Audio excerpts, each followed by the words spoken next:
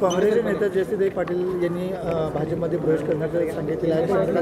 त्यांनी दोन भेटलेले आहेत, त्याबद्दल आपल्याला काय वाटतं? हो, आजच बातमी कळाली, नुकतंच बातमी मिळाली की त्यांनी आज पालकमंत्री यांनी त्यांची भेट त्यांच्या निवासस्थानी जाऊन घेतलेली आहे.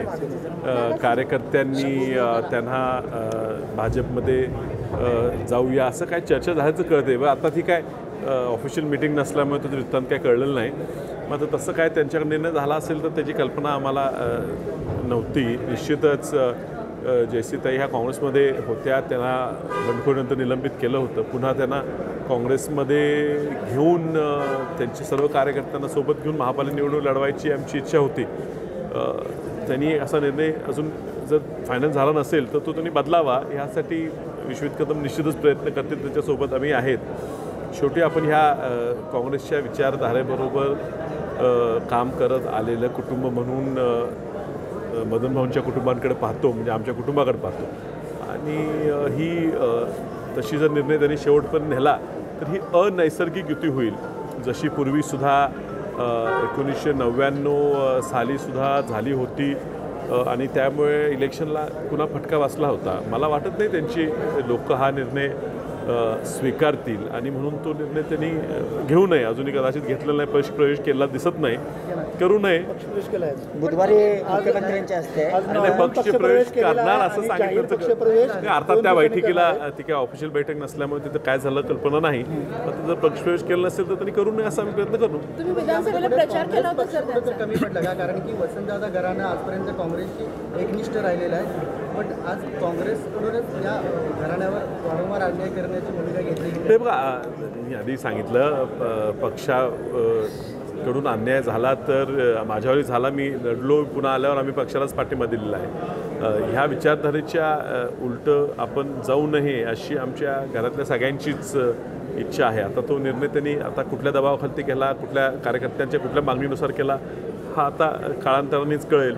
त्यांच्याशी निश्चितच संपर्कात आम्ही यायचा प्रयत्न करून हा निर्णय बदलावा असा मी प्रयत्न करू.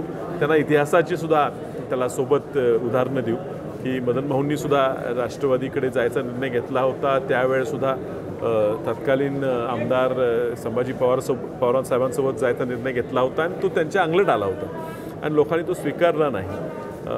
आम्ही त्यांना पाठिंबा देत असताना आमच्या घरातले कुटुंब म्हणून काँग्रेसबरोबरच त्या पुढे राहतील असं शब्द देऊन लोकांकडे आम्ही त्यांचा प्रचार केला होता.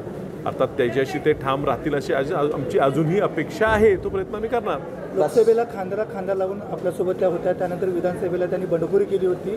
तुमच्यासोबत असल्यामुळे तुम्ही सुद्धा त्यांना मदत केलेला होता. मग जाताना तुमचा निर्णय घेतला नाही का?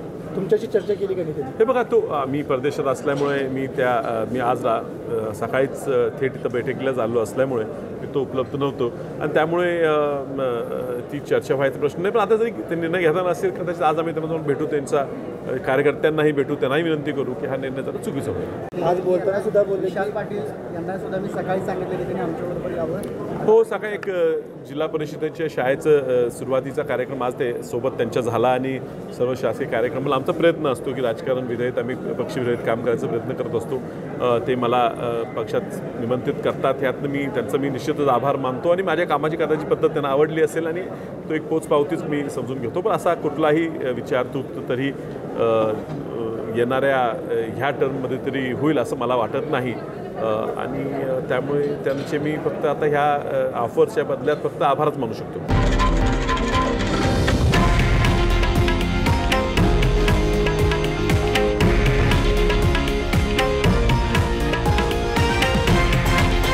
हे आहे देशातील नंबर 1 न्यूज नेटवर्क आणि आपण पाहत आहात TV9 मराठी, एकमेव.